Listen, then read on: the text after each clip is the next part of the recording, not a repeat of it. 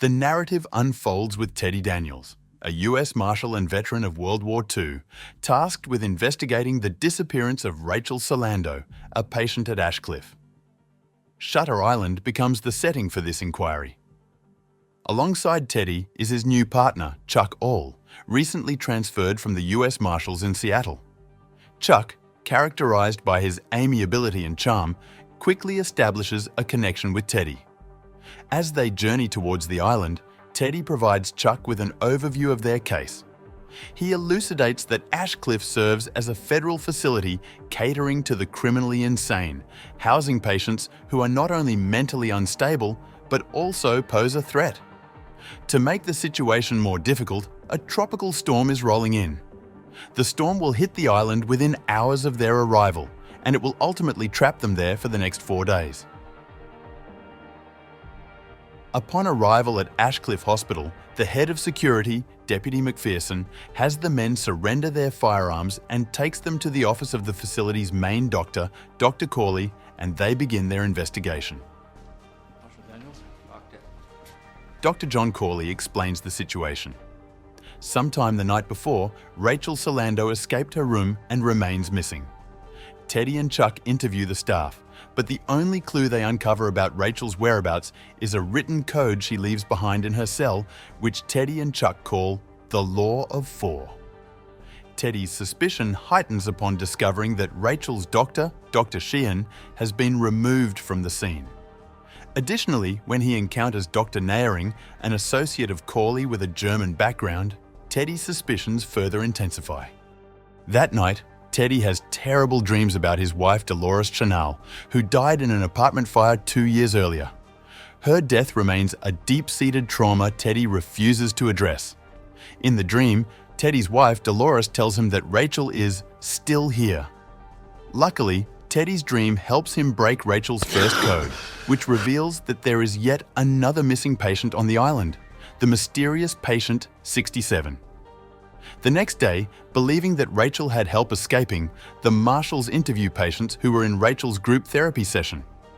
Most of them are unhelpful, except for Bridget Kearns, who scrawls a one-word message on Teddy's notepad: "Run." Afterward, Chuck asks Teddy why he asked every patient about a man named Andrew Laetus. Teddy confesses that Laetus is the mentally ill arsonist who started the fire that killed Dolores. Teddy is certain he is at Ashcliffe despite there being no record of him, so Chuck suggests they check the graveyard to see whether or not he might have died. En route to the cemetery, Teddy and Chuck stumble upon another clue left by Rachel. She has arranged rocks into distinct piles, and Teddy records the numerical code in his notebook. As the weather rapidly deteriorates, the two take refuge in the mausoleum. It is there that Teddy discloses the complete truth about his mission to Chuck. Inmate George Noyce had informed Teddy about inhumane and illicit experiments occurring at Ashcliffe. Teddy, dispatched by a US senator, aims to investigate Noyce's allegations and unveil any wrongdoing. Chuck worries that the men have been lured to the island and are being set up by Corley and other Ashcliffe employees. Despite Chuck's concerns, Teddy reassures his partner and promises they will leave the island.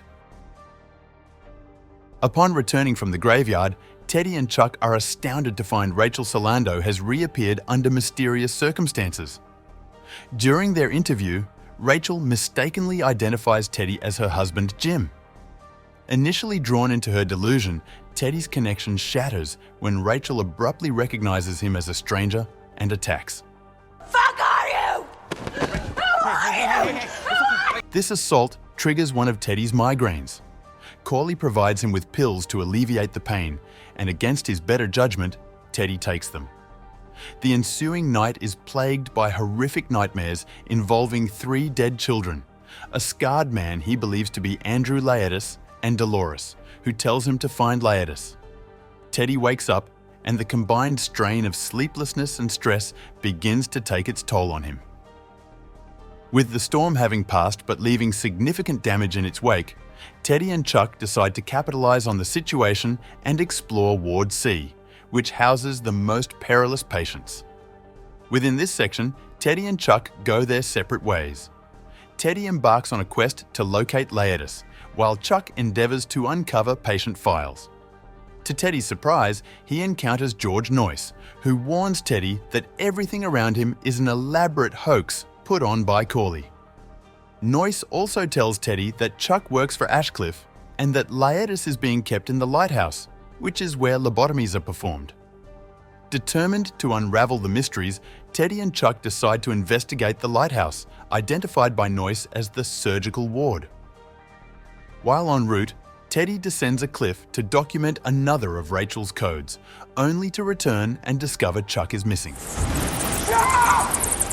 Night has fallen by this point, prompting Teddy to seek shelter in a cave.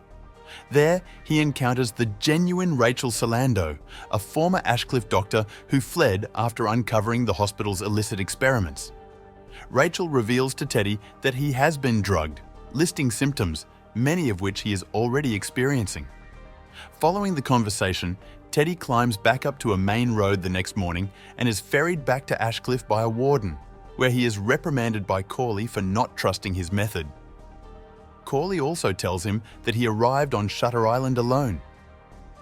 Teddy plays along with Corley so he can escape in the middle of the night, fully intending to catch the morning ferry to the mainland. But Corley and the warden figure out his plan. A panicked Teddy attempts to reach the ferry, but is intercepted by Naring. Teddy attacks and sedates Naring when Naring suggests that he is a monster suffering from a wound. Teddy hijacks one of the facility's cars, but decides to go to the lighthouse instead to save Chuck, against the wishes of Dolores' ghost, whom he symbolically leaves behind. At the lighthouse, Teddy finds Corley waiting for him.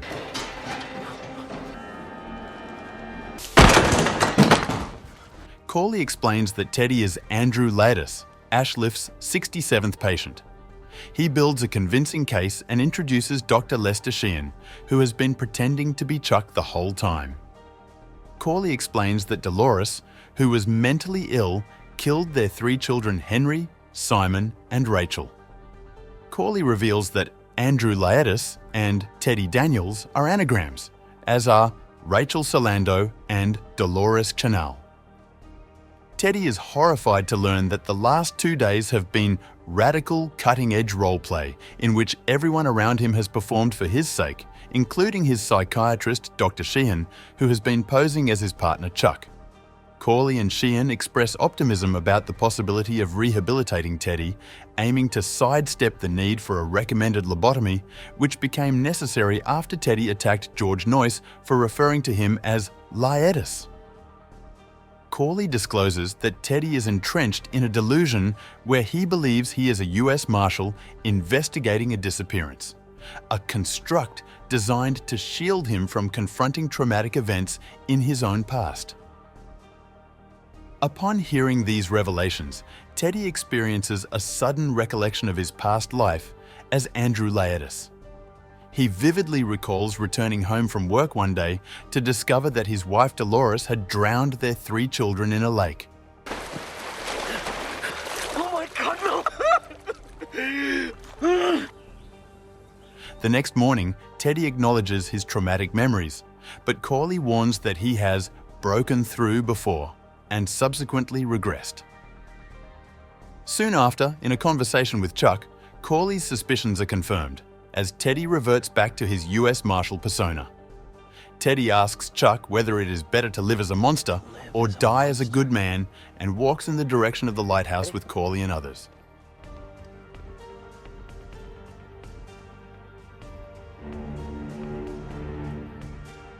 If you enjoyed this recap, don't forget to like, subscribe, share, so you never miss our future explorations of timeless classics and hidden gems.